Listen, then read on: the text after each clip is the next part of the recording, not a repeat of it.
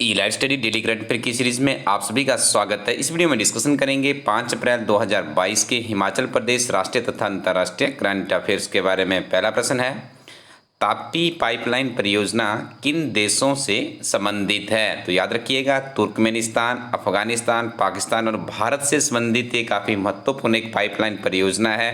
लेकिन जैसा कि आपको ज्ञात है, पाकिस्तान में और भारत के संबंधों में थोड़ी सी वर्तमान समय में गड़बड़ाहट चल रही है और अफगानिस्तान में तालिबान शासन है, इसकी वजह से ये परियोजना बाधित हुई है। लेकिन हाल ही में हमारे राष्ट्रपति रामनाथ कोविंद जी का तुर्कमेनिस्तान का दौरा है। निश्चित तौर पे जब किसी तरह के राष्ट्राध्यक्ष का इस तरह का दौरा होता है तो इसमें इस तरह की चीज़ें हमें सुर्खियों में देखने को मिलती है। एक बहुत ही महत्वपूर्ण चीज़ आपको यहाँ पे बता दें, तुर्कमेनिस्तान संयुक्त राष्ट्र सुरक्षा परिषद में भारत की स्थायी सदस्यता का समर्थन करता है। वार्षिक फ्रंटियर्स रिपोर्ट 2022 किसके द्वारा जारी की गई है? तो इस रिपोर्ट को जारी किया गया है संयुक्त राष्ट्र पर्यावरण कार्यक्रम के द्वारा। भारत की कनेक्ट सेंट्रल एशिया नीति किस वर्ष से काम कर रही है? वर्ष 2012 से भारत के द्वारा कनेक्ट सेंट्रल एशिया नीति के ऊपर काम किया जा रहा है।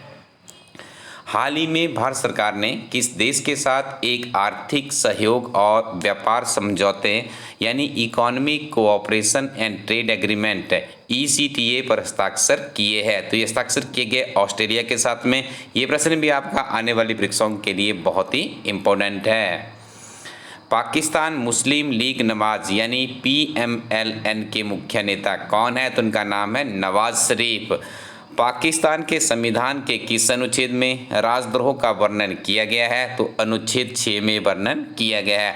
आपको ज्ञात होगा, पाकिस्तान के संविधान 5 का इस्तेमाल करते हुए जो इमरान खान वहाँ के प्रधानमंत्री थे, वो अपनी संसद में जो उनका राजनीतिक दल है उसका उन्हें वहाँ पे बहुमत साबित करना था, लेकिन नहीं कर पाया। तो उन्होंने अनुच्छेद 5 का इस्तेमाल करते हुए पाकिस्तान की जो संसद है उसको डिजॉल्व कर दिया और अब वहाँ पे 90 दिनों के अंदर चुनाव होने प्रस्तावित है। लेकिन वहाँ पे देखिए, जो अन्य राजनीतिक दल है उनके द्वारा जो उनका सुप्रीम कोर्ट है वहाँ पे उसे चैलेंज किया गया है। बहुत सुर्खियों में है। निश्चित तौर पे आपको पाकिस्तान से संबंधित कोई ना कोई प्रश्न जरूर आने वाले एग्जाम में देखने को मिलेगा।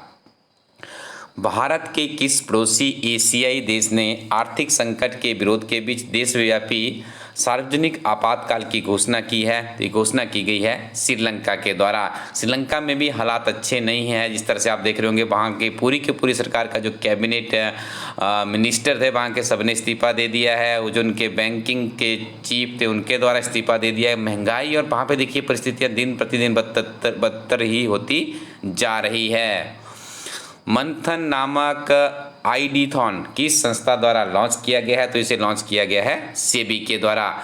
ई-लाइट स्टडी कोरोटिन वेबसाइट पे जाइएगा, बहुत सी नवीनतम किताबें यहाँ पे हमारे टीम के द्वारा तैयार की गई, जो कि आपकी आने वाले एग्जाम में आपके कोचिंग के ऊपर हजारों लाखों रुपए बचा सकती है। तो इन किताबों के साथ में नियमित रूप से अपनी पढ़ाई को आगे जारी रखिएगा और आगे बढ़ते रहिएगा।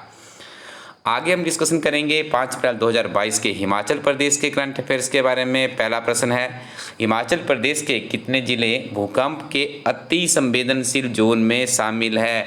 5 ऐसे जिले हैं हमारे इस प्रदेश के जो कि अति संवेदनशील की श्रेणी में आते हैं, जिसमें सम्मिलित है कांगड़ा, मंडी, चंबा, ऊना, हमीरपुर और बिलासपुर।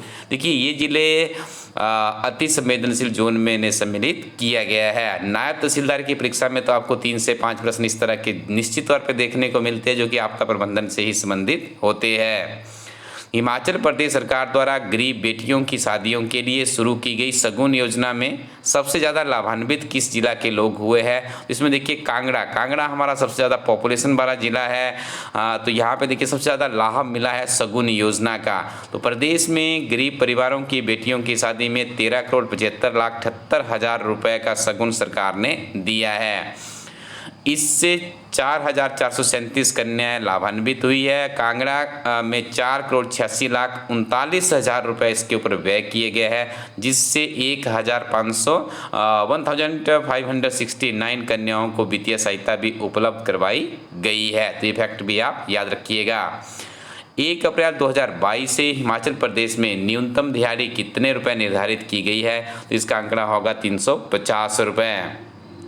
देखिए हिमाचल प्रदेश के इतिहास में इससे पहले 10, 5, 10, 15 इस तरह से दिहाड़ी बढ़ाई जाती थी, लेकिन इस सरकार के द्वारा करीब 50 रुपये के आसपास से पहली बार बढ़ाई है। नेपाल में बन रही अरुण 3 जल विद्युत परियोजना को हिमाचल प्रदेश की किस एजेंसी द्वारा निर्मित किया जा रहा है? तो इस एजेंसी का नाम है SJVN। याद रखिएगा, SJVN के जो वर्तमान में अध्यक्ष व प्रबंधन निदेशक है, उनका नाम है नंदलाल शर्मा। तो इन्हीं के नेतृत्व में SJVN के द्वारा नेपाल में प्रस्तावित अरुण 3 जल विद्युत परियोजना जो कि 900 मेगावाट के उसका कार्य किया जा रहा है। तो हाल ही में जो नेपाल के प्रधानमंत्री है शेर बहादुर देउबा, ये भारत दौरे पे आए हुए थे। तो इस अरुण 3 जल विद्युत परियोजना की जो प्रोग्रेस रिपोर्ट है उससे इनके द्वारा हाल ही में शेर बहादुर देउबा को अवगत करवाया गया। काफ़ी सुर्खियों में रहे और काफ़ी बड़ी बात है। हमारे हिमाचल प्रदेश का कोई देखिए एजेंसी है जो कि इस तरह का अंतर्राष्ट्रीय स्तर पर भी जल विद्युत के क्षेत्र में अच्छा काम कर रही है। वन प्रशिक्षण संस्थान सोलन किस जिला में स्थित है? तो इसका सही उत्तर होगा चायल। इलाज स्टडी कोलैटिन वेबसाइट में जाइएगा, नियमित रूप से अपनी पढ़ाई को जारी रखिएगा। यदि आप देखिए नियमित रूप से पढ़ते हैं तो निश्चित तौर पे आपको सफलता मिलेगी। अच्छी किताबें भी आपके साथ में होनी चाहिए। तो इस वेबसाइट पे जब आप जाएंगे बहुत सी बेहतरीन किताबें यहाँ पे अपडेटेड लेटेस्ट वर्जन के साथ में हमारी टीम के द्वारा तैयार की गई है। तो उन किताबों के साथ में आप नियमित रूप से पढ़ते रहिएगा। Thank you very much, keep watching इलाज स्टडी यूट्यूब चैनल।